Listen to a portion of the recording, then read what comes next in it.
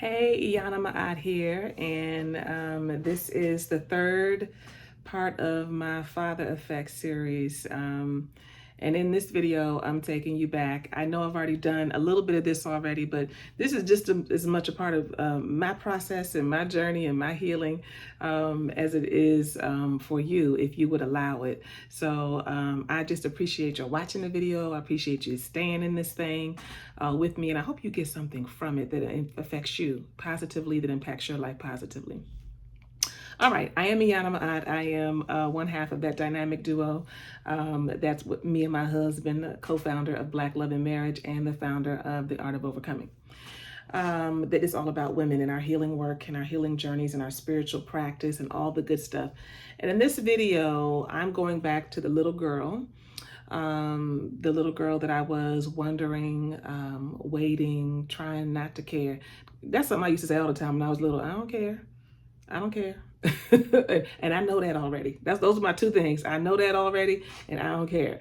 And I learned that early on. I learned well before being a teenager that it was important for me to stop waiting and stop caring. Stop waiting and stop caring. Just saying that, my goodness, somebody just felt that when I said that. I learned that. It's a learned thing, how we be.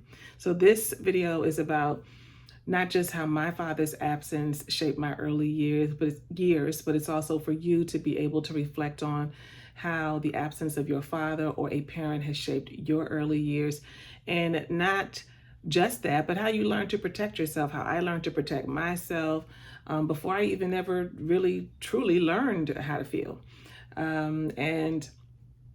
There are some things that stand out for me in my reflection, and I'll give you something to think about towards the end of this video. I'm not going to go super long today. I'm trying to keep it low in time, because Lord knows I'd be taking forever.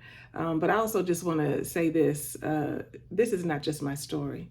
This is a story of so many sisters, so many women, so many brothers, so many men.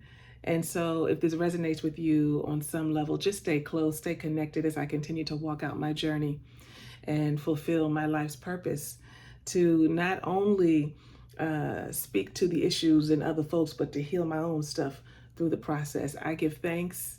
Thank you, God, for the opportunity, even in my resistance. I ain't resisting no more. So the first thing I wanna talk about is like this early on, like the ache. There's an ache, there's a feeling. You may not remember it. I know for myself, there was a wanting, a needing, a longing that I had for my father. And I mean, that was early on. I remember being really little. And it's just, waiting for somebody who rarely came or hardly ever came, and repeating that over and over again. It became my norm. But before it became my norm, it was painful.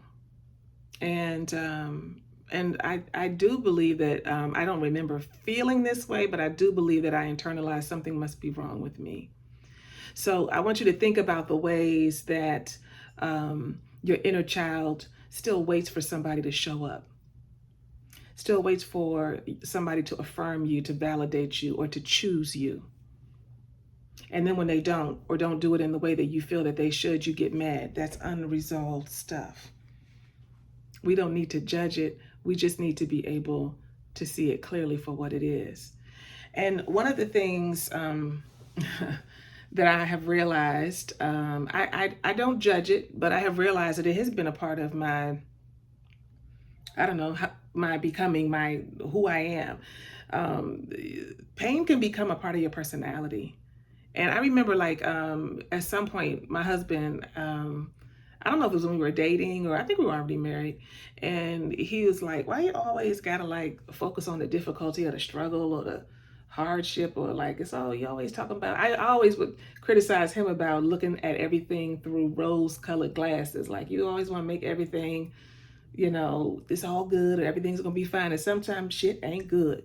He was like, why you always gotta look at everything like it's messed up? And so, we both have our strengths and our lesser strengths when it comes to that. But pain becomes personality. What I mean more specifically by that is overachieving. That's a whole lot of people I know who had an absent father, an absent parent, or on again, off again, unreliable parent, and overachieving became your thing. Overachieving to prove your worth.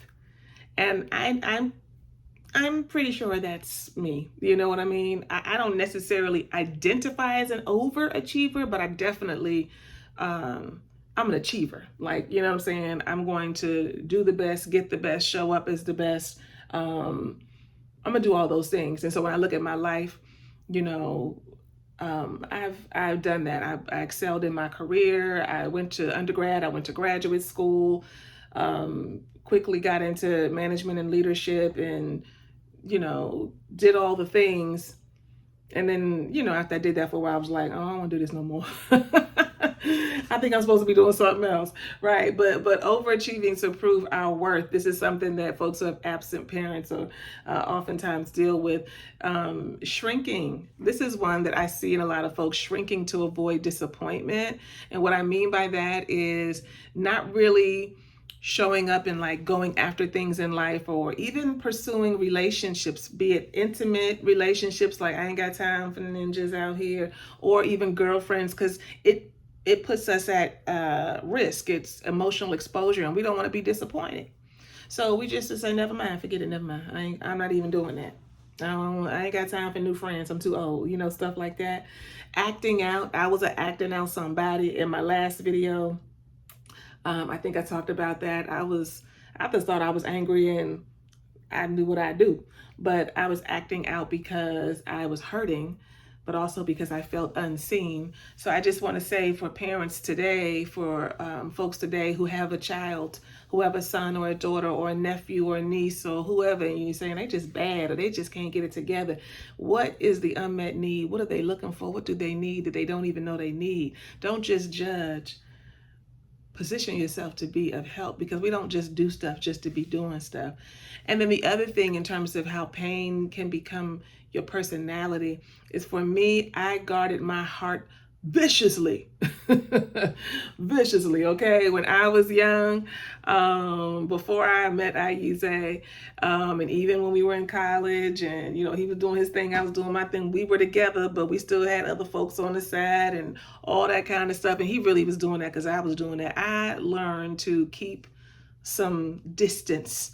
And again, it wasn't anything that I was doing intentionally, but I learned early that it wasn't safe to be open. So yeah, like he was like the bomb, but I still wasn't about to be anything other than what I knew to be. So again, it wasn't conscious. It was just my survival. And many of us don't realize we built our identity around survival, around trying to maintain, trying to be okay, trying to keep our hearts protected, not authenticity. Oh my goodness, let me just pause right there. Let me just give thanks to God right now. Oh, I'm so grateful right now that at this age, at this time in my life, that I am, and I have been shifting for some time. It never happens in one, fell swoop, not in one big moment, but that I can be authentic. And for anyone who resonates with my story, any parts of it, that's the challenge for us, to be authentic, to be who you are, not to guard the heart like a guard dog, not to viciously and ferociously try to get ahead, and your ambition is just about to wear you out, and because all you're trying to do is overachieve and be good enough. Just know you're good enough as you are. Be your authentic self.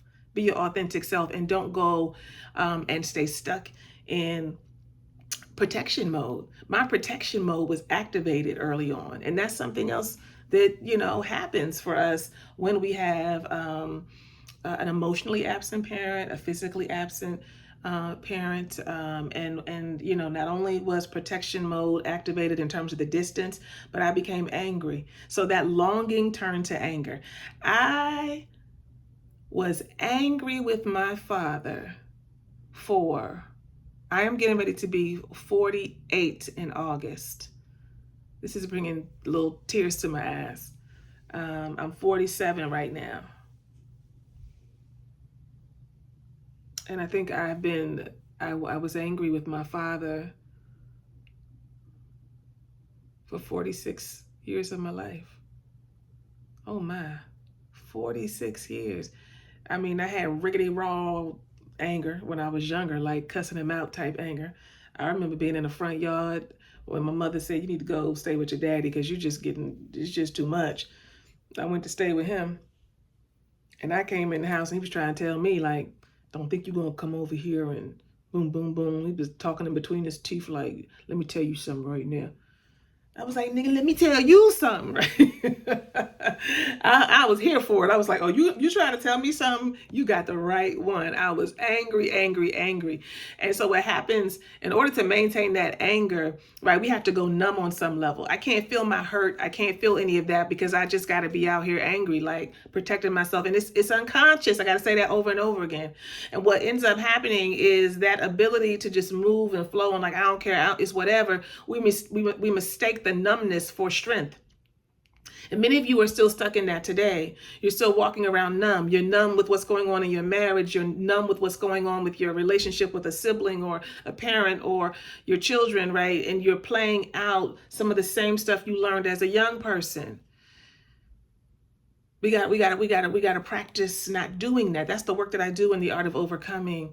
That's the work that I do with the women that I work with. We can't do that. That stunts our growth. And I also tested boundaries. I tested boundaries with boys I was dating. I tested boundaries for sure with my husband. I don't know, like, are you gonna stay for real? Are you really gonna be around? Because my daddy wasn't around, right? So my scream, my roar, my energy, my way of moving said, I don't need anybody. I don't need anybody. While I really, really still very much deeply wanted connection, but I didn't know how to be any other way. Oh, I know that resonates with somebody. I know it does. So, what were the rules that you learned as a teenager? What were the quiet lessons that you got? Don't trust, don't feel, don't hope. And how are those things still playing out today? How are they still playing out today in your life, in your love relationships, perhaps in your parenting or even your friendships? There's a lot of ways that these things affect us, y'all. The absence of a father, the absence of a parent. But the reality is the father wound isn't just about him. It's about you. Oh yes, it's about you. It's about me. It impacts how we love. It impacts how we show up. It impacts how we see the world, how we think about God and how we experience God, how we feel safe in our bodies and feel safe in the world, how we trust or don't trust, how we subconsciously choose partners or just look to be chosen. Oh my goodness. Oh my goodness. Some of y'all right now are just wanting to be chosen, just looking to be chosen, and you don't recognize or realize that you will never get to the place of supreme happiness and joy in your life, in your love relationship, until you choose yourself first. Until you choose yourself first and understand that from that place, everything else will align and will flow in the way that you need it to. This isn't about blame, it's about clarity. When you understand the imprint that has been placed on your emotional DNA, that was placed on your heart. Only when you understand it can you start to release it, bit by bit by bit. Woo! This is good. This is good. This is a healing for my soul. I just feel emotional right now. I just want to pause for a moment. I want to thank God for a moment. So if you're with me, if you're in this vibe, in this energy right now, just let it come up. Whatever is coming up, I'm releasing right now. I thank you, God. I thank you, God. Oh, I thank you, God, for being with me every day of my life. I thank you, God, for continuing to whisper to me to try and get my attention. I thank you, God, for continuing to say to me, Aiyana, daughter, you got to heal this thing. You got to look at it. You got to move. You got to do something different. Thank you, God. Thank you, God, for keeping me safe. Thank you, God, for the awareness. Thank you, God, for the emotional expansion that is happening in my life. Thank you, God, for the elevation that is happening in my consciousness and for the freedom that is falling down all around me, all on me, because I have been willing to look at my pain, to share it, and to release it. Oh, I thank you, God. And I thank my Father. I thank my father, William Raynard Hill, for coming into the world, for having me, because I chose you as my daddy. That's my belief when we were on the other side, for teaching me the lessons that I needed to learn to become all that God would have me to be. I understand now that while I might not have wanted it to be the way it was, God already knew the assignment on my life. And when I was in spirit form, before I came down into this earthly form, I already knew the assignment on my life. And our work is to lean back into that memory, to not allow our life circumstances to take us out, but to get in our story, to own our story, to heal, to share, to shift the narrative of our story. Thank you, God. And then to stand up on top of it and help somebody else. Peace and blessings, y'all.